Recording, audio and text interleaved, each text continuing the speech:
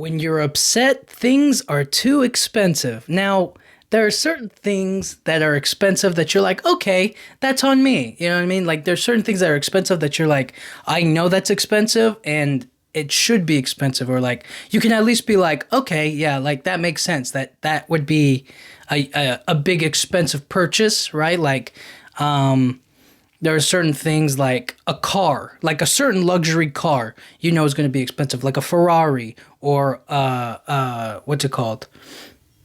Oh my gosh, I can't believe I'm blanking on the name of the car right now.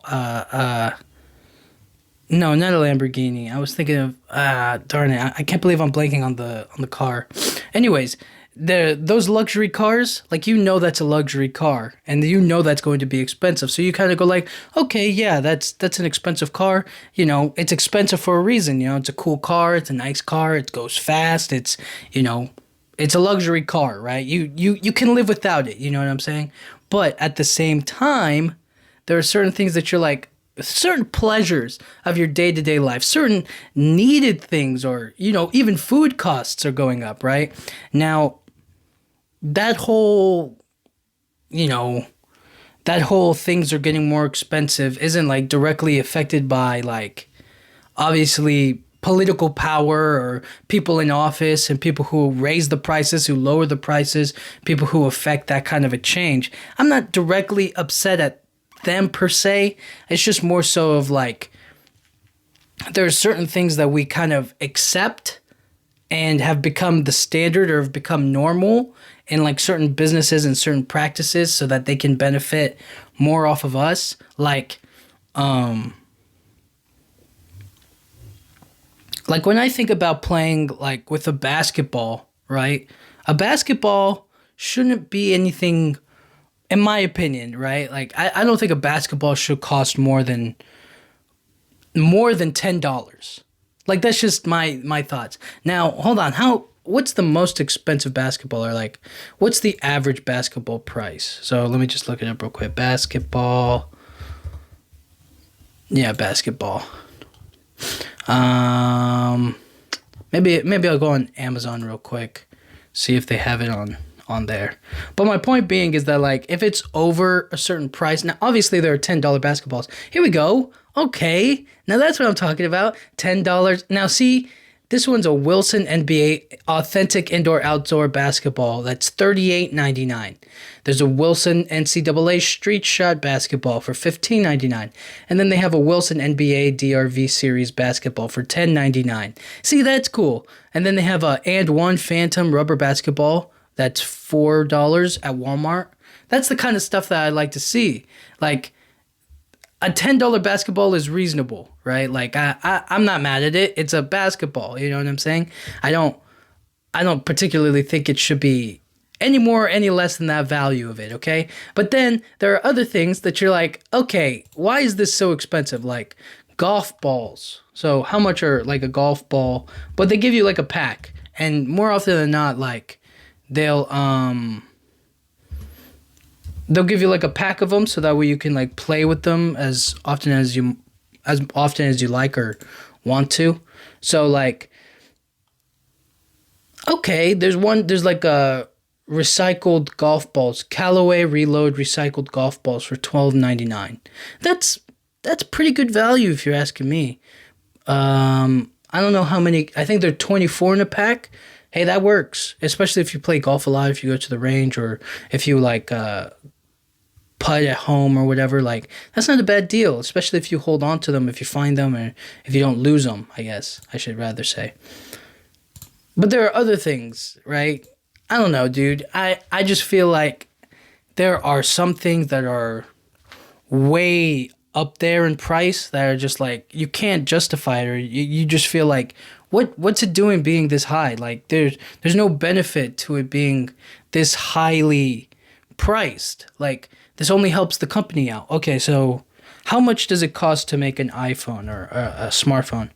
How much does it take?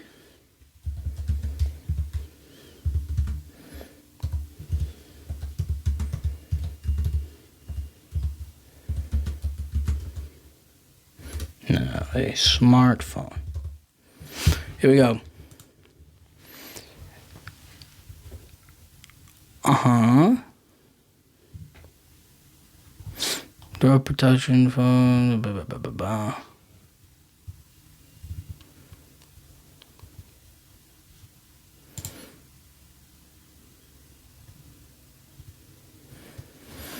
Okay, so it says that the average material cost of a high-end phone is like $200 to $500, which I think they're marking it a bit up, but let's just go with it, right? So let's say the lowest is at 200, and then labor costs costing $10 to $20 per device. So I guess you have to kind of think about like, I don't know, dude. It just feels like they're charging so much for so little. They're charging mostly for like the hardware benefits, I guess. So like if the latest iPhone costs $1,000 to $1,500, but the phone only needs to be made for like $200, plus they have to pay their employees and whatnot.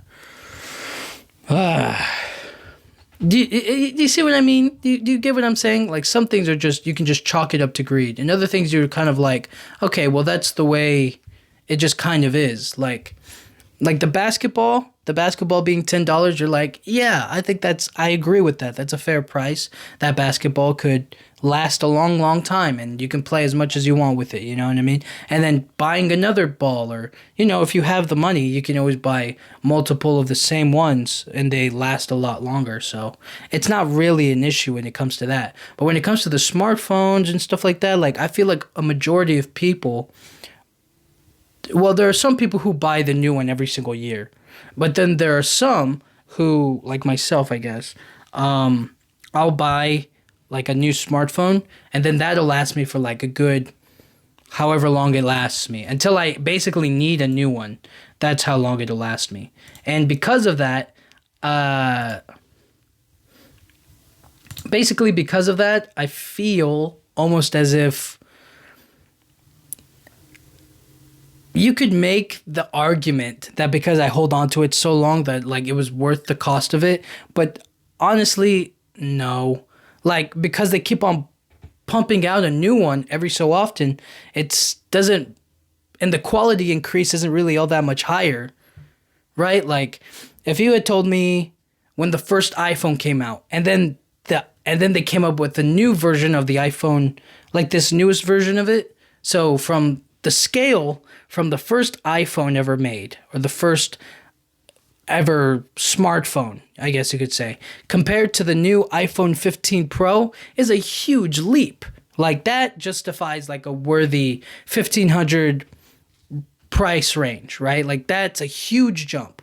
And you get like this new phone. It's completely amazing and it has a touch screen and it's better software and camera and the battery life, right? Like all of it is a huge upgrade if that was what it was. But compared to last year's iPhone, it's not that huge of a leap. It's not that much better. It's not that much different. It doesn't do all that much more than the last one did. They just added a few new features, or like a few little touches, or they did a little something different to make it like, oh, it's just as good as the one last year, but we made it just slightly better. Just a slight curve, a little bit better, right? And that doesn't justify the increase in price, I don't think. So, and I feel like a lot of people feel that way, but we have come to accept that these new phones are so valuable to us and they make up such a large portion of our day that we just accept it. We just kind of go like, you know what? They're $1,500 a phone for the most expensive model. Yeah, that's just the way it is. You could always get a cheaper phone or another phone or whatever. And that's definitely an option, if you don't have the price to spend on the kind of quality of phone, I guess. But my point being is that because they keep on coming out with new phones every single year, they kind of diminish their value and they shouldn't be as expensive, especially because they're not making it better with each one. Like there's no real innovation with these phones anymore except for this new AI stuff, right? Like that's the only thing that everybody's trying to like get a grasp on, is like, how can we utilize AI? How can we make it a part of your phone? How can we make it part of your day-to-day life? How can we make it integrated in your work schedule? And how can we make it a part of your family and this and that, right? Like how can we make it a part of your life, and you're just like, what are they talking about? It doesn't work. It feels like it's just expensive to make money. And I get it, you know what I mean? They're a company, they want to make money. All these companies want to make money. But there are certain things that you're like, okay, they really increased the quality or the value of it, right? Like, what's something that I could say, like, that I could say recently? Okay, so there's like, I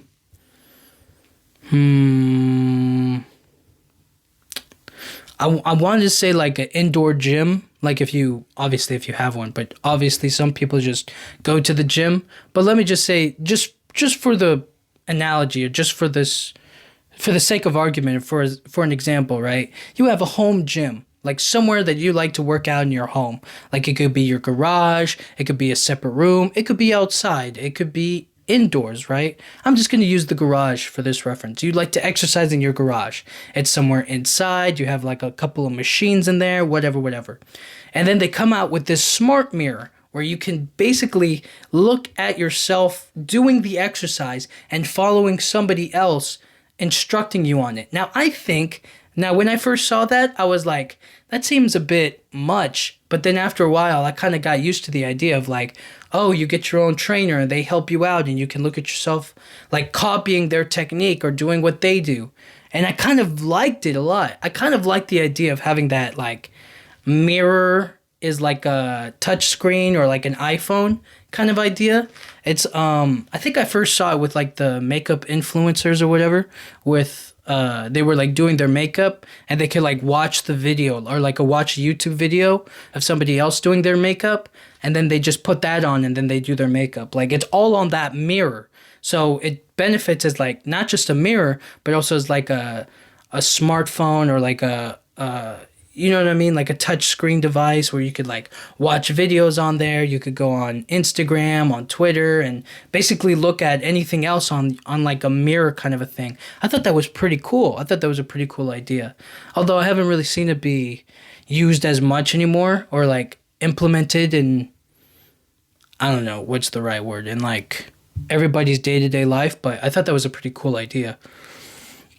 And I just like that idea of like, they give you the trainer, or they give you the exercise to do, and then you can watch it and copy it and check out your form, or you can like, they could put like a clock up there or somebody to motivate you if you need it. I always thought that stuff was kind of cool. I don't know. Maybe that's just me.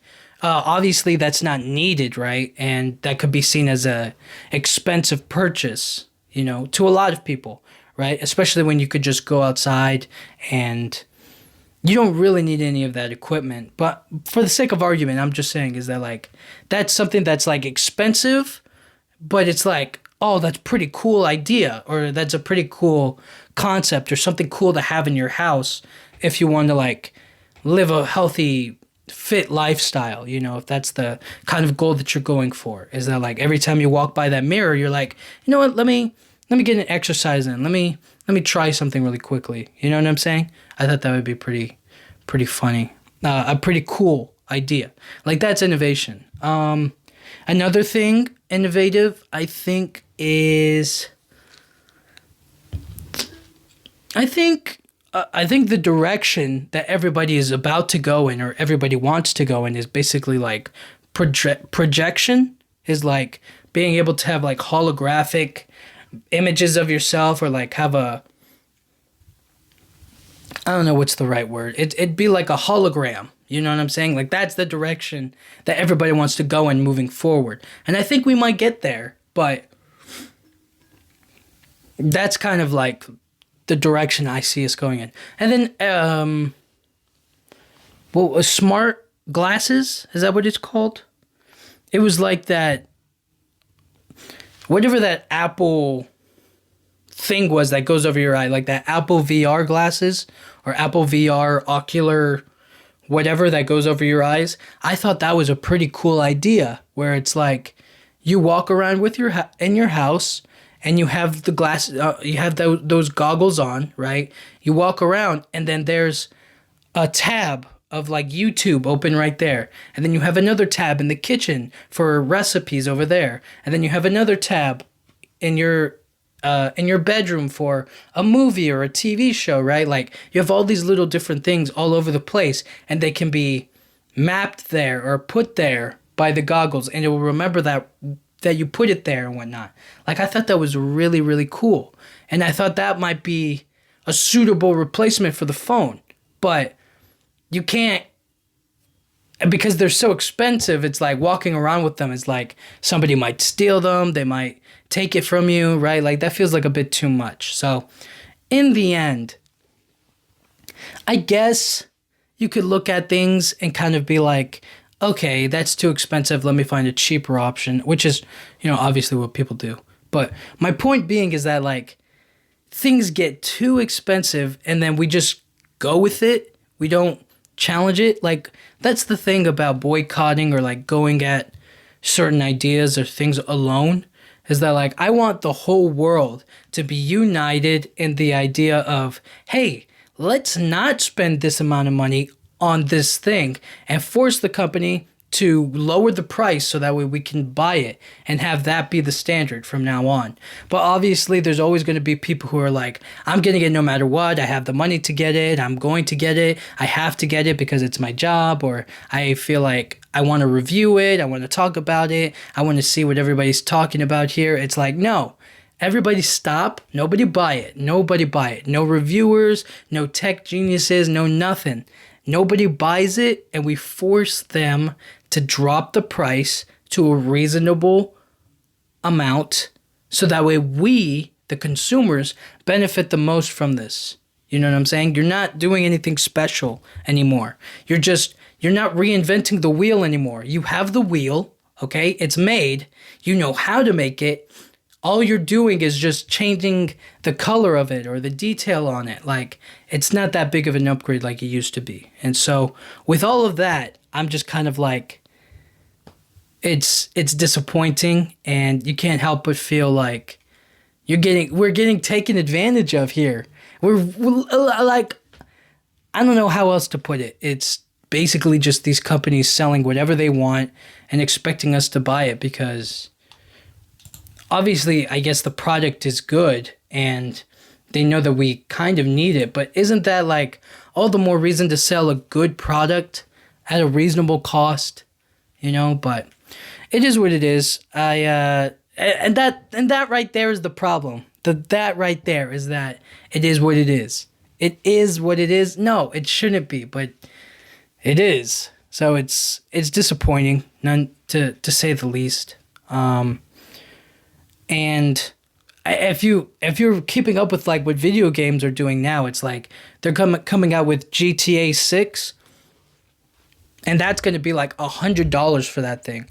Now, I don't know about you guys, but $100 for a video game is wild. It is so above and beyond what it should be, especially because, and I fully believe this, they are not going to give GTA 6 the full... I mean, obviously they're going to release the game and it's going to be amazing. Like, they had all this time to, like, make it. But they're going to do what everybody else does. And they're going to give you the game, right? You're going to play it. And then they're going to release little updates throughout the weeks, the months, the years to keep the game exciting over and over and over and over again. And they're going to make those features accessible. How? By paying. They're going to make you pay for it. It's going to be a new DLC, a new place to do, a new story mode, a new thing here and there. It's like, stop doing that. Just give me the full game. Like, I don't want to... Oops, sorry, I kind of scratched the mic there. That's like, I don't want that feature. I don't want to have to constantly get a DLC or to download the game in a new way or like get something else added onto it. I just want the full game. And it just feels like, again, they're forcing our hands. But there are a lot of gamers out there, a lot of people who make money playing games, playing video games, reviewing video games, talking about video games. It's just like, they're going to be the first ones to get it. They're the first ones to buy it, the first ones to test it and hang out and do whatever they want with it. So, I don't know. I think in the long run of things getting more and more expensive. It's just a matter of like we can't